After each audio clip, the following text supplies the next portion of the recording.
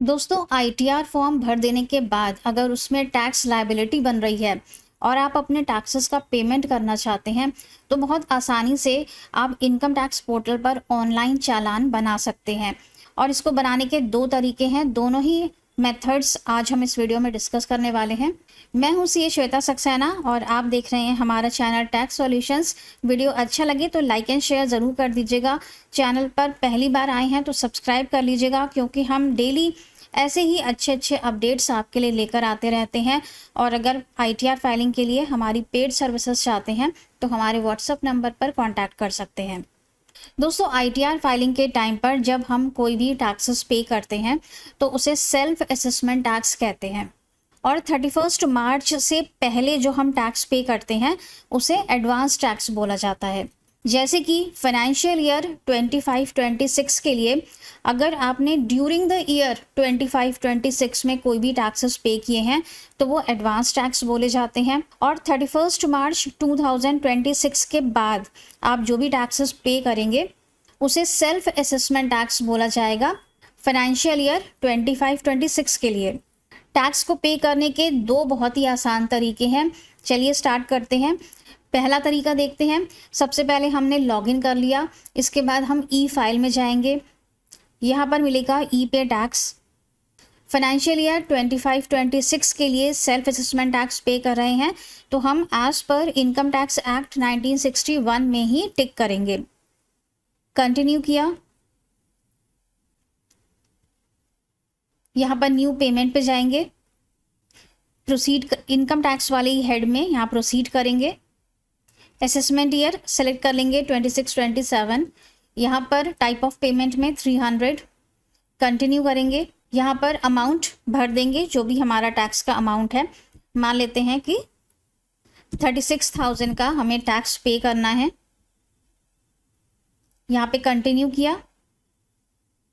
अब यहाँ पर हमारे पास ऑप्शंस आ जाएंगे, नेट बैंकिंग, डेबिट कार्ड, पे एट बैंक काउंटर, आरटीजीएस और payment gateway including UPI and credit card. Payment gateway में आप किसी भी बैंक को यहाँ पे जो भी डिस्प्ले हो रहे हैं उसे सेलेक्ट कर सकते हैं। हर बैंक में आपको यूपीआई और क्रेडिट कार्ड या डेबिट कार्ड का ऑप्शन मिल जाएगा। फॉर एग्जाम्पल अगर हम कैनरा बैंक को सेलेक्ट करते हैं तो ऐसा ज़रूरी नहीं है कि आपके पास कैनरा बैंक का ही यूपीआई होना चाहिए या कैनरा बैंक का ही क्रेडिट कार्ड होना चाहिए।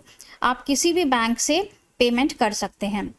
बैंक को सेलेक्ट किया और नीचे कंटिन्यू करेंगे तो आपसे आपका बैंक का पासवर्ड वगैरह पूछेगा, आप पेमेंट कर देंगे। ये था हमारा फर्स्ट मेथड। इस वाले मेथड में आपके पास अमाउंट ऑटोमेटिक नहीं आता है, आपको सब चीज़ें सेलेक्ट करनी पड़ती हैं। लेकिन जो दूसरा मेथड है वो ज़्यादा कन्वीनियंट है, क्योंकि वहाँ पर सारी चीज़ें अपने आप फिल होकर आती हैं चालान में, आपको कुछ भी मैनुअली फिल नहीं करना पड़ता है। इसके लिए हम फिर से ई फाइल में आएंगे, income tax returns, file income tax returns. Assessment year select किया 26-27 ऑनलाइन मोड, कंटिन्यू। जो हमने अपना आईटीआर फॉर्म भर रखा है उसी को हम रिज्यूम कर लेंगे,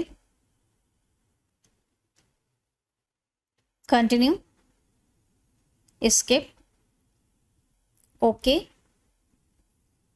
यहाँ पर पूरा आईटीआर फॉर्म हमारा फिलअप है। सबसे लास्ट वाले शेड्यूल पर आ जाएंगे, पार्ट बी टीटीआई। इसमें हमारी सारी फिगर्स डिस्प्ले हो रही हैं और यहाँ पर लास्ट में हमें दिखेगा 16th नंबर पॉइंट में अमाउंट पेबल। यहाँ पर ऑप्शन आ रहा है पे नाउ का, इस पर हमने क्लिक किया, कंटिन्यू। सारे हेड फिलअप होकर आएंगे। असेसमेंट ईयर 26-27 और टाइप ऑफ पेमेंट में self assessment tax 300 number, continue किया। यहाँ पर आपका टैक्स का अमाउंट फिल मिलेगा, कंटिन्यू किया। अब हम वापस उसी वाली स्क्रीन पर आ गए हैं जो हमने पहले वाले मेथड में देखा था। हम पेमेंट गेटवे पर जाएंगे, यूपीआई से पेमेंट कर सकते हैं, बहुत आसान रहता है। यहाँ पे क्लिक किया हमने, कैनरा बैंक को हमने सेलेक्ट कर लिया, कंटिन्यू। फिर से यहाँ पर चालान आ जाएगा, इसमें आपका अमाउंट फिलअप है ऑलरेडी। पे नाउ पर क्लिक करेंगे।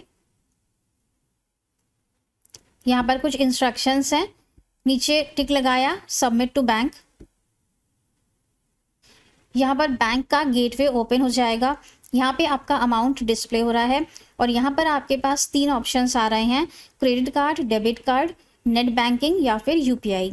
हम यूपीआई को सेलेक्ट करेंगे। यहाँ पर हमें एक क्यूआर कोड दिख रहा है। आप अपने किसी भी यूपीआई ऐप से, गूगल पे, पेटीएम या फ़ोन पे से इस क्यूआर कोड को स्कैन करके पेमेंट कर सकते हैं। और अगर आप किसी और के लिए आईटीआर फिल कर रहे हैं और आप इस क्यूआर कोड को उन्हें भेजना चाहते हैं तो बहुत छोटी सी एक शॉर्टकट की है। आपको विन, शिफ्ट और एस को प्रेस करना है। इसके बाद आप इस तरह से इसको यहाँ से सेलेक्ट कर लेंगे और व्हाट्सएप पर सेंड कर देंगे। इस क्यूआर कोड में यहाँ पे नीचे टाइम भी है, ये 5 मिनट के लिए वैलिड रहता है, तो 5 मिनट के अंदर ही आपको पेमेंट करना है। जैसे ही पेमेंट हो जाएगा अपने आप आपके पास चालान डाउनलोड होके आ जाएगा। तो दोस्तों ये था बहुत सिंपल सा तरीका सेल्फ असेसमेंट टैक्स पे करने का। आई होप ये वीडियो आपके लिए यूजफुल साबित होगा। मिलेंगे नेक्स्ट वीडियो में। Till then stay safe and healthy. Bye bye.